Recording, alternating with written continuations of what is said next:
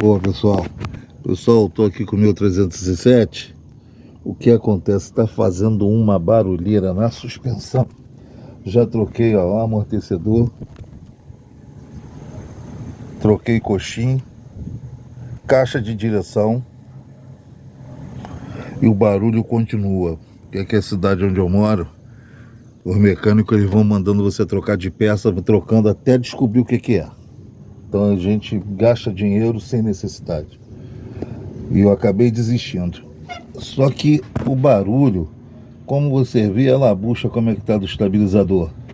Eu acho que ele correu até para frente, ó. Se vocês olharem ali, ó. Ó.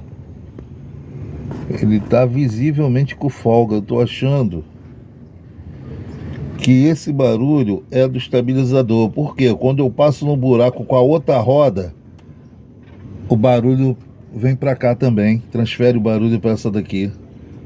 Só pode ser isso. Eu vou fazer a substituição dessa abraçadeira, depois eu falo com vocês se realmente era isso. Um abraço.